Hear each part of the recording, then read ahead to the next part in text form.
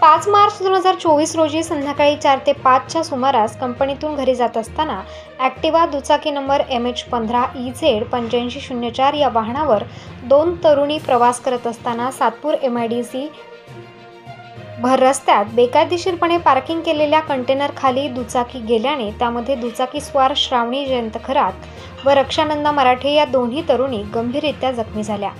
या अपघातादरम्यान प्रत्यक्षदर्शी असलेल्या अरुण भोसले यांनी तात्काळ ॲम्ब्युलन्सला कॉल केला असता ॲम्ब्युलन्स वेळेवर उपलब्ध झाली नसल्याने त्यांना ऑटो रिक्षाने नाशिक जिल्हा रुग्णालयात उपचारांसाठी पाठवण्यात आले। खरं तर सातपूर अंबड MIDCमध्ये सर्रासपणे रस्त्यावर अवैधरित्या कंटेनर व ट्रकची पार्किंग केल्यामुळे अनेक नागरिकांचा अपघात होऊन जीव गेलाय।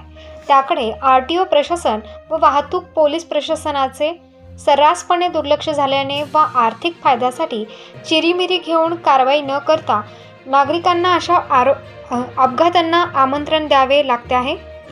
म्हणून राष्ट्रवादी शरद पवार गटाचे पदाधिकारी अरुण भोसले यांनी या अवैधरित्या पार्किंग केलेल्या कंटेनर वाहनांवर तात्काळ कारवाई करण्याची मागणी केली आहे। प्रबंधभूमी महाराष्ट्र न्यूजसाठी प्रकाश बागुल, नाशिक। काय झालं, काय प्रकार घडला?